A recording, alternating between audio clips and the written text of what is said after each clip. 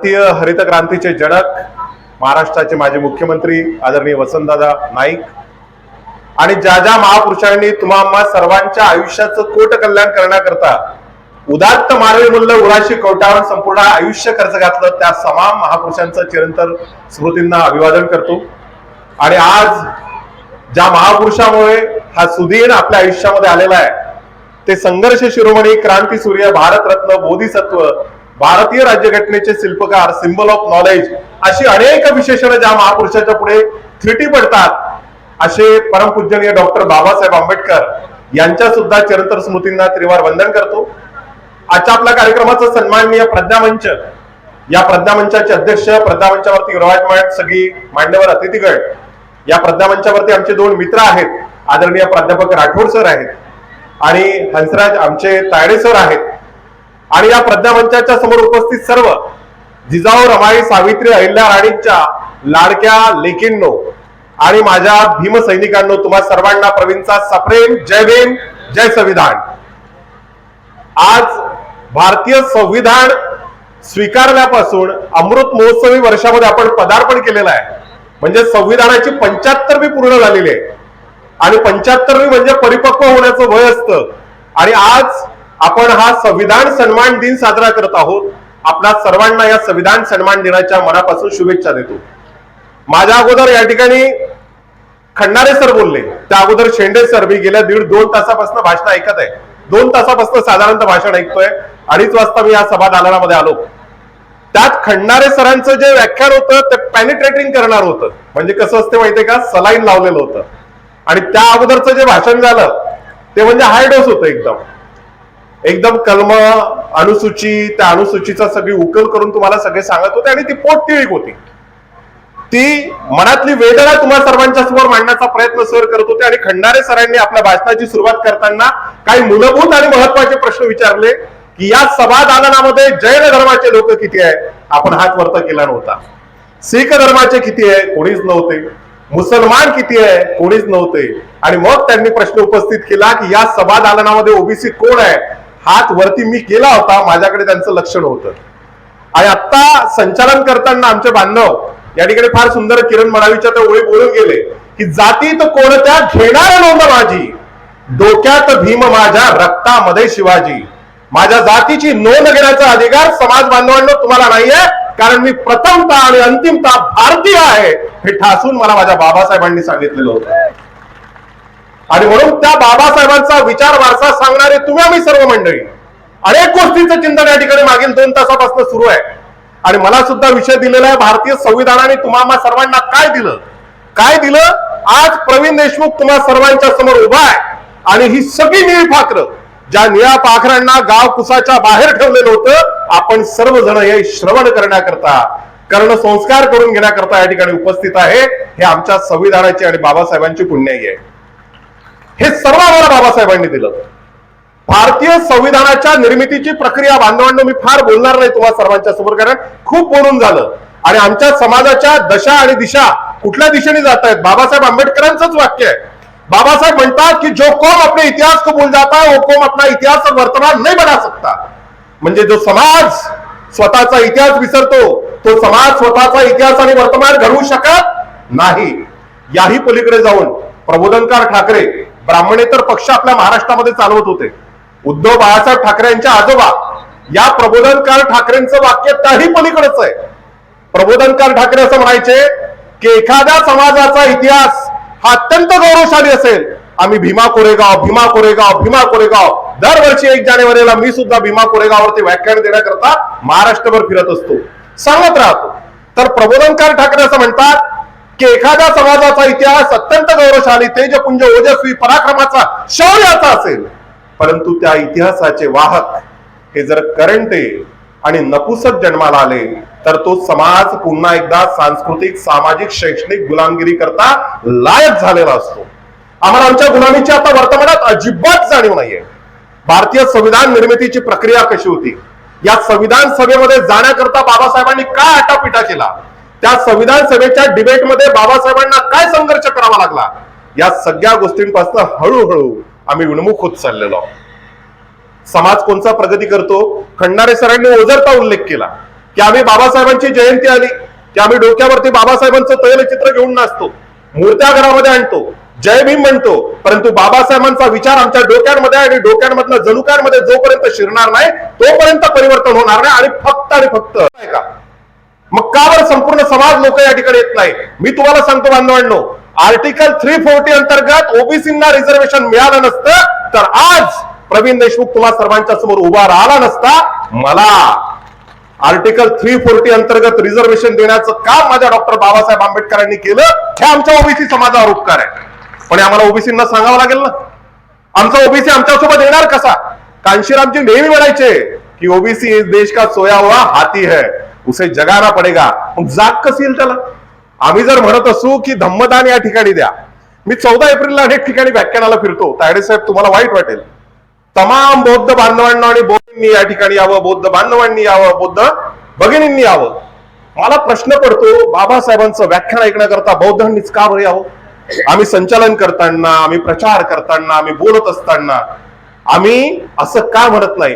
अरे तथागत गौतम बुद्धांचा शब्द आहे, हा माझा शब्द नाही आहे. बहुजन हिताय बहुजन सुखाय तथागतांनी सांगितलं.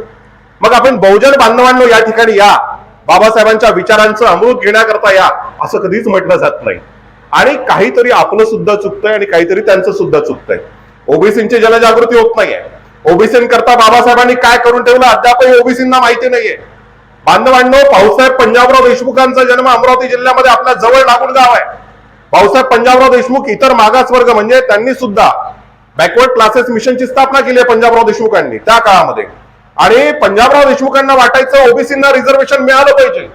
पण भाऊसाहेब पंजाबराव देशमुख कॉन्स्टिट्युशनल असेंब्लीमध्ये सुद्धा आहे, ड्राफ्टिंग कमिटीमध्ये नव्हते. संविधान सभेमध्ये भाऊसाहेब पंजाबराव देशमुख आहे. पण भाऊसाहेबांच्या मनामध्ये काय कालवा कालव चालू आहे, या देशातला ओबीसी सुद्धा कसा मागासलेला आहे, हे बाबासाहेबांना पहिले माहिती होतं. आणि म्हणून भारतीय संविधानाची निर्मिती करत असताना आर्टिकल 340 म्हणजे ओबीसींचं रिझर्वेशन या देशामध्ये सर्वात पहिल्यांदा देण्याचं काम, आरक्षण सर्वात पहिल्यांदा देण्याचं काम ओबीसींना केलं गेलं. सांगावं लागेल आम्हाला. आर्टिकल 341 आर्टिकल 342 नंतर आलेला आहे. भारतीय संविधान निर्मितीची प्रक्रिया एवढी सोपी नव्हती. स्वतंत्र भारताचा जो कालखंड आहे, अत्यंत मोठ्या प्रसूती वेदना सहन करत बाळणपण झालेलं होतं या भारताचं. आणि बाळणपण झाल्यानंतर ते बाळ कसं राहणार, कसं वागणार, कसं मोठं होणार, त्याच्यावरती कसे संस्कार होणार. आणि म्हणून संविधान फक्त कायद्यांचं पुस्तक नाहीये. संविधान तथागत गौतम बुद्धांपासून तर गाडगे महाराजांपर्यंत या तमाम महापुरुषांनी, ज्या महापुरुषांनी या देशातल्या शेतकरी, कष्टकरी, मजूर, हमाल, गुलाम, शोषित, वंचित, पीडित, उपेक्षित, आबाल, वृद्ध, स्त्रिया, तुम्हा सर्वांकरता काम केलं, त्या तमाम महापुरुषांच्या मूल्यांची एक गाठोडी येते. सगळ्यांची मूल्य आहे त्याच्यामध्ये. आणि म्हणून हा केवळ आणि केवळ कायद्याचा दस्तावेज नाहीये. आणि दुर्दैवाने आज या संविधानातली मूल्य माना टाकून मरतायत, मूल्य माना टाकून मरतायत. आणि म्हणून विचारांची पेरणी करणं अत्यंत गरजेचं आहे. सातत्याने तथागतांनी सांगितलं, त्या काळामध्ये सम्राट अशोकाने आपल्या पोराला आणि पोरीला सांगितलं, संघमित्राला सांगितलं, पोराला सांगितलं, चारिका चारिका चारिका, अखंड चारिका, प्रबोधन प्रबोधन आणि प्रबोधन. जिथे बसेल, जिथे असेल, जिथे उठेल तिथे प्रबोधन झालं पाहिजे. तिथे सांगितलं पाहिजे की हे संविधान का गरजेचं आहे. संविधान या देशातल्या SC ST OBC मायनॉरिटीचा प्रोटेक्शन वॉल आहे, प्रोटेक्शन वॉल. ही संविधानाची स्टील फ्रेम जर ब्रेक झाली तर पुन्हा एकदा तुम्ही आम्ही सामाजिक, सांस्कृतिक, शैक्षणिक गुलामगिरी करता लायबल झालेलो आहोत. बाबासाहेब आंबेडकरांचं 25 नोव्हेंबर 1949चं भाषण काढून बघा. बाबासाहेब आंबेडकरांनी हे संविधान सुपूर्द करण्याच्या आदल्या रात्री कॉन्स्टिट्युशनल असेंब्ली समोर, भारतीय संसदेसमोर जे भाषण केलेलं आहे, बाबासाहेब आंबेडकर असं म्हणतात, हे संविधान सर्वांग सुंदर आहे. आता सगळं सांगितलं की 450 कलम झाली आहे, त्यावेळेस 395 कलम होती, 8 परिशिष्ट होती, संविधान फुगत चाललेलं आहे. बाबासाहेबांनी सांगितलं हे संविधान सर्वांग सुंदर आहे, जगातलं सर्वात सुंदर संविधान मी तुम्हाला देण्याचा प्रयत्न केलेला आहे, परंतु हे संविधान मी ज्यांच्या हातामध्ये सुपूर्द करतोय, जे राजसत्तेमध्ये बसलेले लोक आहेत, या लोकांनी या संविधानाची प्रॉपर अंमलबजावणी केली नाही तर या देशाचा विनाश कुणीही वाचू शकणार नाही. आणि मग बाबासाहेबांनी काही भाकीतं केली त्या भाषणामध्ये. बाबासाहेब म्हणतायत की आपण आता लोकशाहीचा स्वीकार केलेला आहे, आपण संसदीय लोकशाहीचा स्वीकार केलेला आहे. आणि बाबासाहेबांनी लोकशाहीची एक नवीन व्याख्या दिली. तोपर्यंत आणि आजही आम्हाला भारतीय नागरिक शास्त्रामध्ये लोकशाहीची व्याख्या काय शिकवल्या जाते? To the people, by the people and for the people. बाबासाहेबांचं हे भाषण चालू होतं. आणि हे भाषण चालू असताना तिकडे विस्टन चर्चिल, हा विस्टन चर्चिल काय म्हणत होता साहेब? हा विस्टन चर्चिल म्हणत होता 550 राजे आहेत या देशात.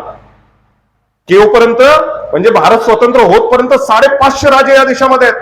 हैदराबादचं संस्थान आहे, जुनागडचं संस्थान आहे, काश्मीरचं संस्थान आहे, गायकवाडांचं संस्थान आहे, इकडे कोल्हापूरचं साताऱ्याचं संस्थान आहे. हे सगळे राजे आहेत, 550 राजे आहेत. दर 4 महिन्यावर या देशात वेगवेगळी भाषा बोलल्या जाते. 4,500 जाती या देशामध्ये आहे. आणि जगात कोणत्याही देशात नसेल एवढ्या धर्माची लोक या देशामध्ये नांदतात. एवढ्या विविधतेने नटलेला हा देश, जास्तीत जास्त हे लोक भारतातले 4-5 वर्ष चालवू शकतील आणि पुन्हा हा देश गुलाम झाल्याशिवाय राहणार नाही. कोण म्हणलं? चर्चिल म्हणला होता. चर्चिल म्हणला का हा देश जास्त दिवस टिकणारा नाहीये, परंतु आज 75 वर्ष झाले अत्यंत स्वाभिमानाने हा देश टिकलेला आहे, स्वाभिमानाने पुढे जातोय, ग्लोबल लीडर होतोय. हे केवळ आणि केवळ भारतीय संविधानामुळे झालेलं आहे. भारताचं संविधान नसतं हा देश एकसंघ राहिला नसता, कारण भारतीय संविधानाच्या प्रेमबल मध्ये सगळ्या गोष्टी आलेल्या आहेत. आणि म्हणून प्रचंड मोठ्या प्रसूती वेदना सहन करत हे सगळं होत असताना बाबासाहेबांचं भाषण हे अत्यंत मार्मिक होतं. बाबासाहेब म्हणतात, या संसदीय लोकशाही समोरची आव्हानं सुद्धा सांगितली. या संविधानाने तुम्हाला सर्वांना काय दिलं हे सगळं माहिती आहे. सगळ्यात महत्वाची गोष्ट समता दिली. म्हणजे सयाजीराव गायकवाडांच्या बडोदा संस्थानामध्ये बाबासाहेब आंबेडकर ज्यावेळेस फॉरेन वरनं शिकून येत आहेत, 26 डिग्र्या घेतलेल्या आहेत, 6 भाषांचं ज्ञान आहे, एवढा प्रचंड विद्वान माणूस ज्यावेळेस भारतामध्ये येतो आणि ऑफिसमध्ये काम करतोय, त्या ऑफिस मधला कारकून त्या ऑफिस मधला चपराशी दुरून फायला फेकतोय. काय मनस्ताप झाला असेल त्या माणसाला. बाबासाहेब आंबेडकर नोकरी सोडतात आणि बडोद्याच्या रेल्वे स्टेशनवर येऊन डोळ्यात अश्रू येत आहेत बाबासाहेबांच्या. अरे मी एवढा विद्वान आहे, जो 4 वर्ग शिकलेला पोरगा आहे, तो पोरगा मला पाणी देत नाही, तो मला फाईल टेबलवर आणून देत नाही. आणि बाबासाहेबांनी या सर्व गोष्टींचं चिंतन केलं आणि त्यानंतर सर्वांग सुंदर संविधान तयार झालंय. या संविधानाने सर्वात पहिल्यांदा महत्वाचं काम जर काय केलं असेल तर आम्हाला समता दिली. आणि समता देताना बाबासाहेब म्हणतायत, बांधवांनो, आतापर्यंत या देशामध्ये राणीच्या गर्भातनं राजा जन्माला येत होता. आता राणीच्या गर्भातनं राजा जन्माला येणार नाही, आता मतदानाच्या पेटीतनं जन्माला येणार. आता मतदानाची पेटी राहिलीच नाही, आता कोणची पेटी आहे? ईव्हीएम आहे. ईव्हीएम, कोई भी बटन दबाव, मत तो उनको ही जाएंगे, असे तेच लोक म्हणतात. आणि आता बाबासाहेब आंबेडकर असं म्हणाले होते की आता राणीच्या गर्भातनं राजा जन्माला येणार नाही, मत. आणि काय गंमत आहे, म्हणजे the oldest democracy of the world, जगातली सर्वात प्राचीन लोकशाही, जुनी लोकशाही, अमेरिकेमध्ये सर्वात पहिल्यांदा लोकशाही राज्य आलं. त्या अमेरिकेमध्ये सुद्धा महिलांना मतदानाचा अधिकार नव्हता. पण 1952च्या पहिल्या सार्वत्रिक निवडणुकांमध्ये या देशात ज्यांच्या अंगावर कपडे आहे आणि ज्यांच्या डोक्यावर राजमाळ आहे त्यांना एका पंक्तीत आणून बसवण्याचं काम बाबासाहेब आंबेडकरांच्या संविधानाने केलेलं होतं. सर्वांना समान मताचा अधिकार देऊन टाकला आणि सांगून टाकलं की तुम्हीच तुमचे नेते निवडा, तुम्हीच तुमचे नेते निवडा. आणि आम्ही नेते, बाबासाहेबांनी मग भाकीतं केलेली आहेत. ब्लाइंड फॉलोअर, अंध भक्त. आता भक्त म्हटलं का लोकांचं पोट दुखायला लागतं, परंतु हा शब्द जो आहे ना, हा बाबासाहेबांनी सर्वात पहिल्यांदा वापरला. आम्ही जर राजकीय पुढाऱ्यांचे भक्त व्हायला लागलो, आम्ही जर त्यांना प्रश्न विचारत नसेल तर हा देश, म्हणजे फार सुंदर उदाहरणं दिलेली आहेत साहेब. डॉक्टर बाबासाहेब आंबेडकर असं म्हणतात की अमेरिकेमध्ये वॉशिंग्टन यांनी सगळ्या अमेरिकेला संघटित केलं आणि अमेरिकेला एक लोकशाही राज्य दिलं. वॉशिंग्टन साहेब 4 वर्षाकरता निवडून आले, बाबासाहेबांच्या भाषणातलं आहे. निवडून आल्यानंतर पुढच्या 4 वर्षानंतर वॉशिंग्टन साहेब म्हणतात मला इलेक्शन लढवायचं नाहीये. मग वॉशिंग्टन साहेबांना प्रश्न विचारतात पत्रकार की तुम्हाला इलेक्शन का लढवायचं नाहीये. वॉशिंग्टन साहेब म्हणतात एकच एक माणूस जर वारंवार सत्तेमध्ये येत राहिला तर तो काय होतो? डिक्टेटर होतो, हुकुमशाह होतो. आणि लोकशाहीमध्ये पोळी फिरती राहिली पाहिजे, नाहीतर करपते. हे वॉशिंग्टननी सांगितलं आणि हे उदाहरण बाबासाहेबांनी संसदेसमोर सांगितलेलं होतं. आणि म्हणून बाबासाहेब म्हणले की नेते बदलत राहिले पाहिजे, नवीन लोकांना संधी देत राहिलं पाहिजे आणि अंधभक्त जन्माला घालता कामा नये. आज एवढ्या मोठ्या प्रमाणात अंधभक्त झाले साहेब की बाबासाहेबांचं नाव घेऊन या महाराष्ट्रामध्ये ज्या लोकांनी आंदोलनं केली, नामांतराच्या लढ्यामध्ये तुम्हाला आम्ही हिरो मांडलं, आमच्या काळजातलं हिरो मांडलं. हे लोक ज्यावेळेस संसदेमध्ये जाऊन बसतात आणि डॉक्टर बाबासाहेब आंबेडकरांना, या देशातला सर्वोच्च स्थानावरती बसलेला नेता बाबासाहेब आंबेडकर, क्या तुमने लगा रखा है फैशन हो गई है. डॉक्टर बाबासाहेब आंबेडकर फॅशन नाही है, it is the way of nation, it is the passion. आमच्या जगण्याची दिशा म्हणजे बाबासाहेब आंबेडकर आहे, तुमच्याकरता फॅशन असेल साहेब. आणि हे बोलत असताना आमचे नेते बाबासाहेबांचं नाव घेऊन पोहोचलेले, शिवाजी शाहू फुले आंबेडकरांच्या महाराष्ट्रातून गेलेले, शेपट घालून बसतात. मग आम्ही भक्त झालो पाहिजे की इतकं भयंकर सगळं चालू आहे, इतकं भयंकर चालू आहे की संविधानाची पायमल्ली कशी चालू आहे. काल गुलाबराव पाटील आपल्या महाराष्ट्राचे काय म्हणताय, तिजोरीच्या चाब्या आमच्या पाशीच आहे. रात्री 1 तारखेला तुम्ही नगर परिषदचे सगळे कार्यकर्ते झोपू नका, गड्ड्याच्या गड्डा आम्ही पाठवणार आहोत. तुम्ही राजकीय नेते असे बोलताय. लोकशाही स्वीकारल्यानंतर बाबासाहेबांनी लोकशाहीची व्याख्या दिली. साहेब बाबासाहेब काय म्हणले होते लोकशाहीची व्याख्या देताना? बाबासाहेब म्हणतायत to the people, by the people and for the people. नाही, बाबासाहेब म्हणतायत रक्तपाताशिवाय मनुष्याच्या जीवनामध्ये आमूलाग्र परिवर्तन करणारी व्यवस्था म्हणजे लोकशाही आहे. आणि भारतीय संविधानाच्या प्रेमलचा अवमान होतो म्हणून सोमनाथ सूर्यवंशी मारला जातो. साहेब कुठे आहे लोकशाही? कुठे आहे लोकशाही? आणि म्हणून माथे पे जिसके चोट के गहरे निशान है, झोले में जिसके पास फटा संविधान है, जंतर मंतर वरती भारताचं संविधान जाळण्यात आलं. साहेब त्यानंतर अनंतकुमार हेगडे सारखा एखादा नेता उठतो आणि तो म्हणतो हमको 400 सीटें चाहिए. किस लिए चाहिए? कि हम संसद में किस लिए आना चाहते हैं? हम संसद में आकर मनुस्मृति की पुनर्प्रतिष्ठापना करते हैं. भारतीय उघड चालू आहे. आणि हे उघड चालू असताना आपण कुठं असणार आहे तुम्हाला सांगतो. आपण आज संध्याकाळी या सभा दालनामध्ये कच्चाड गर्दी असणार आहे. कारण आम्हाला डीजे आवडतो, आम्ही उपभोग केंद्रित, आम्ही वस्तू केंद्रित, आम्ही उत्साहप्रिय झालेलो आहोत, उत्सवप्रिय झालोय. खंडारे सर बोलले प्रचंड उत्सवप्रिय झालेलं आहे. आम्हाला काही घेणदेण राहिलेलं नाहीये. डीजे वाजला की आमचे पावलं थिरकायला लागतात आणि बाबासाहेबांच्या किंवा सगळ्या महापुरुषांच्या विचारांना मूठ माती दिली काय काही फरक पडत नाही. दररोज लोकशाहीची मूल्य तुडवल्या जात आहेत. आम्ही कंडेम करायला, आम्ही निषेध करायला, साधं नोंदवायला येत नाही. अरे ज्याला लिहिता येतं त्यांनी लिहिलं पाहिजे, ज्याला बोलता येतं त्यांनी बोललं पाहिजे, आणि ज्याला काहीच करता येत नाही त्यांनी किमान मुख राहिलं पाहिजे. हे काहीच करत नाहीये आम्ही. आता आम्ही अशा कार्यक्रमांमध्ये येतो, ऐकतो आणि निघून जातो. बाबासाहेब आंबेडकर म्हणजे वामनदादा कर्डकांचं गाणं सुद्धा या ठिकाणी सांगितलं. बाबासाहेब आंबेडकरांच्या संदर्भात वामनदादा म्हणजे नेहमीच बोलायचे, आम्ही तुफानातील दिवे, वादळ वारा पाऊस धारा कोणी नाम्हा शिवे. काही तुफानातले दिवे पिवे राहिलेले नाहीये. कुठे तुफानातले दिवे? कुठे आहेत आपली माणसं? भारतीय संविधानाचा एवढा अपमान होत असताना कुठे आहेत आपण? कुठे निषेध करतोय आपण? रोज हे सगळं चालू आहे. म्हणजे अनेक गोष्टी सांगता येण्याजोग्या आहेत. बांधवांनो, इतकं काही दिलं या संविधानाने. हे संविधान जर समाप्त झालं तर या देशातल्या फक्त एससीचं नुकसान होणार नाहीये. या देशातल्या शेड्यूल ट्राईबच्या जल जंगल जमीन मोठ्या प्रमाणात ओरबाडून काढणं चालू आहे, मोठ्या प्रमाणात. आता म्हणजे आपण सुज्ञ लोक आहोत, कुंभमेळ्यासाठी झाडं तोडणं चालू आहे. बरं त्याही पलीकडची गंमत सांगतो साहेब. म्हणजे लोकशाही कोणासाठी आहे? या देशातलं संविधान आणि कायदे कोणासाठी आहे? परवा महाराष्ट्रामध्ये 1800 कोटी रुपयाचा जमीन घोटाळा उघडकीस आला साहेब. आणि मोठ्या लिडरचा पोरगा आहे तो, खूप मोठ्या लिडरचा पोरगा आहे. त्या मोठ्या लिडरच्या पोराने एवढा मोठ्या जमिनीचा घोटाळा केला. 1800 कोटीची जमीन 300 कोटीत घेतली आणि 500 रुपयाच्या स्टॅम्प ड्युटीवर. आणि जमीन कोणची होती ती? जमीन होती महार वतनाची जमीन होती. वतनाकरता दिलेली जमीन होती, महारांकरता दिलेली जमीन होती. या जमिनी परस्पर लाटणं चालू आहे. शेड्यूल ट्राईब आदिवासी समाजाच्या जंगल जमीन रिसोर्सेस ओरबाडून खाणं चालू आहे. कुठेच निषेध नाहीये. कारण आम्हाला लाडकी बहीण दिल्या जाते, आम्हाला 5 किलो अनाज दिला जातोय. आणि म्हणून अत्यंत भयावह परिस्थितीमध्ये बाबासाहेबांनी जे सांगितलेलं होतं ते भाकीक बाबासाहेब म्हणतायत की मी तुम्हाला राजकीय स्वातंत्र्य बहाल केलेलं आहे बांधवांनो. आता एका व्यक्तीला एक मत आणि एका मताला एक मूल्य आहे. मी तुम्हाला मूल्य प्रदान केलेलं आहे. या मूल्याच्या भरोशावर तुम्हाला या लोकशाहीला सक्षम करायचं आहे. आणि दुसरीकडे बाबासाहेब म्हणतायत जरी मी तुम्हाला राजकीय स्वातंत्र्य बहाल केलं असेल तरी या देशातल्या सामाजिक विषमतेच्या दरी, आर्थिक विषमतेच्या दरी, शैक्षणिक विषमतेच्या दरी एवढ्या मोठ्या प्रमाणामध्ये वाढतायत. याच विषमतेच्या दरी जर अशाच वाढत राहिल्या तर येणाऱ्या कालखंडामध्ये या देशातील लोकशाहीचा डोलारा उद्ध्वस्त झाल्याशिवाय राहणार नाही. हा लोकशाहीचा डोलारा उद्ध्वस्त झाल्याशिवाय राहणार नाही. बाबासाहेबांचं भाषण आहे. आज कुठे आपण म्हणजे आपले पोरं शालेय पोषण आहाराच्या खिचडीमध्ये खुश आहेत साहेब. आणि या देशातल्या व्हाईट कलर लोकांची मुलं कुठे शिकतायत? चांगल्या शाळांमध्ये जात आहेत. शैक्षणिक दरी किती वाढली आहे? एज्युकेशन फंडामेंटल राईट म्हणून बाबासाहेबांना सगळं देणं शक्य नव्हतं. बाबासाहेबांनी सगळं देऊन टाकलं असतं. पण बाबासाहेबांनी आपल्याला आर्टिकल 12 ते आर्टिकल 35 पर्यंत फंडामेंटल राईट दिलेत, मूलभूत अधिकार दिले. आणि या मूलभूत अधिकारामध्ये शिक्षणाचा अधिकार सुद्धा आता आला 2009 मध्ये. शिक्षणाचा मूलभूत हक्क आला आपल्याला, फंडामेंटल राईट एज्युकेशन. बरं मूलभूत अधिकार शिल्लक आहे का?